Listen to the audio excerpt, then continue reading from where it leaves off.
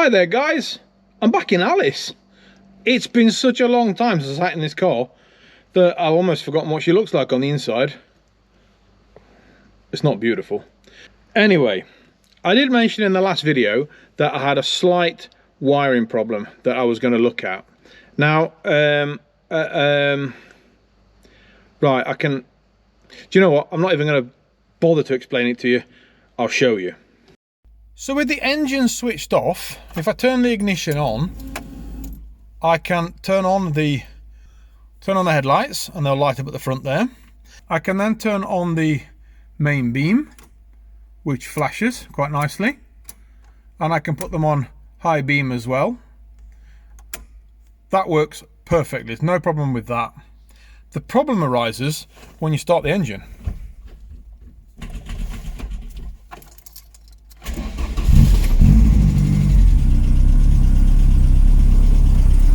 So with the engine running, we can see that it's charging at about 12 volts. So with the engine running, we can see that it's charging at around about 12 volts right now. The lights are on, as you can see, the side lights are on. But as soon as I put on the main beam, you'll see that the main beam light comes on and the battery light comes on. And we also see that it stops charging. And it's actually losing, you can see that it stops charging and it's actually losing voltage while the headlights are on. Now this only occurs when the engine's running and the headlights are on. As soon as I switch the headlights off again,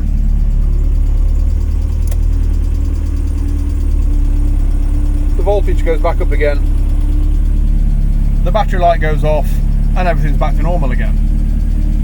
So I don't exactly know what the problem is, but I think it has something to do with that over there.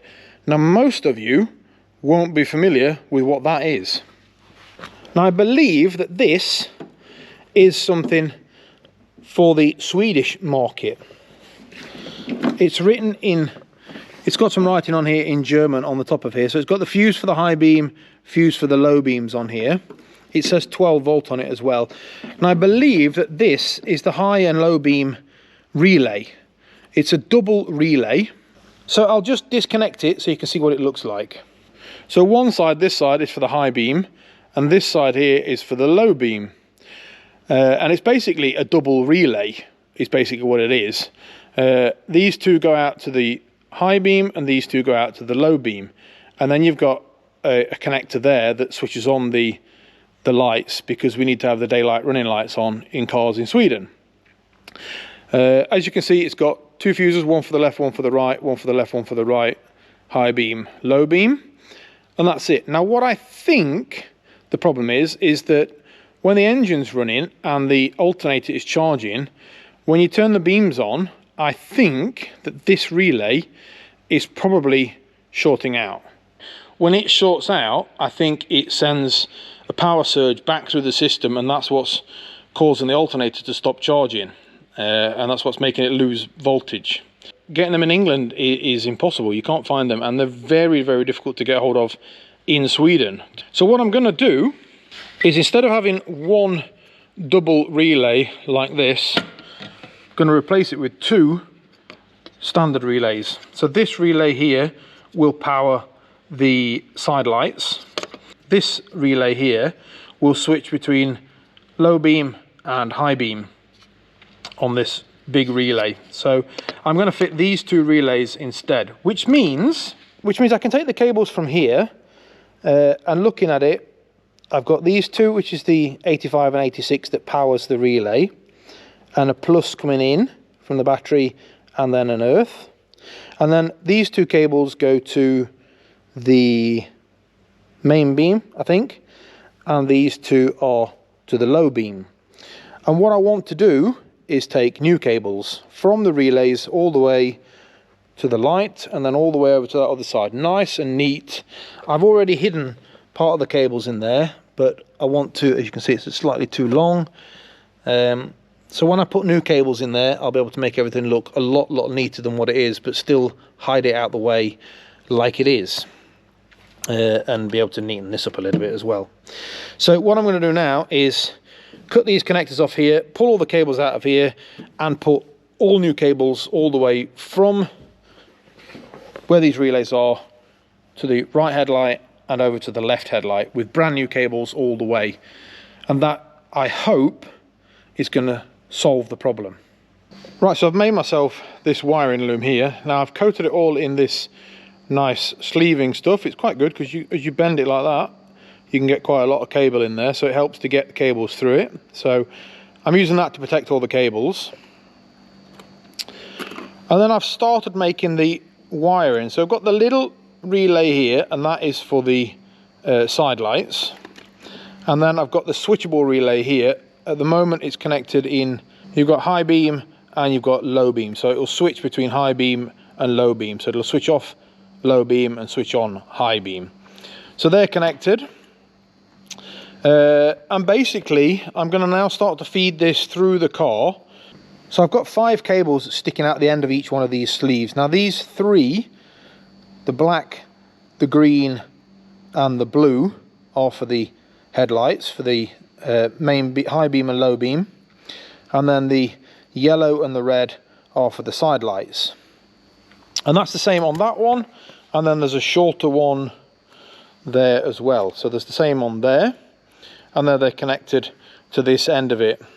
So I'm going to put these cables through the car chassis now, and I'll be able to put them through this little hole that I've made there along the front of here and hide it along the back of there all the way over to that light where it'll just come out there. As you can see, those lights, the cables are coming out now by the air filter over there. Then I'll be able to get rid of the original cables that are here, and I'll be able to take new cables all the way from the 2 relays that are here down to the headlights and then over to the other side over there. I'm going to start chopping some cables off of here and wiring in some new cables.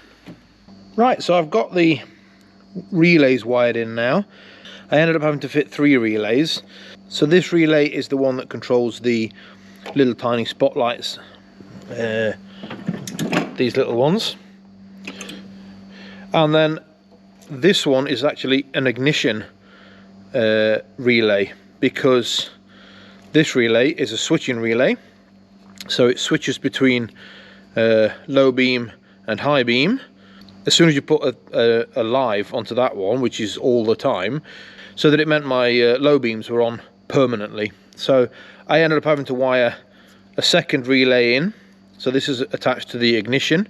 So as you put the ignition on, it sends a feed out to this relay and switches on the low beams.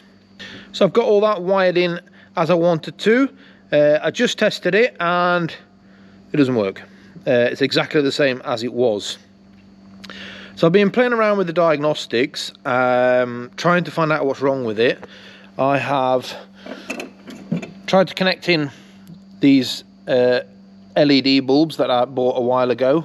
I've took them out because I needed to MOT the car, but I put them in because it's obviously less of a load on the system. Still does exactly the same thing. As you turn the headlights on, the alternator stops charging. I even tried disconnecting the headlights completely and just switching it on, and it still made exactly the same problem. So it's not the bulbs, it's not an overload on the system. It must be a short in the system somewhere that's knocking the alternator out and stopping it from charging. But it's not the relay that I thought it was. So it's not that, but I have traced it down to the fault. What I'm fairly sure now is the problem. Now it comes back all the way to this relay.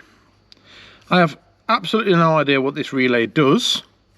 I do know that this black and white wire was connected into the lighting system for some reason.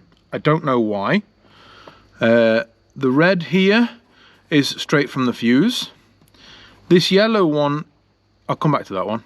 The black one is the earth. Now this yellow one is actually connected all the way to the alternator.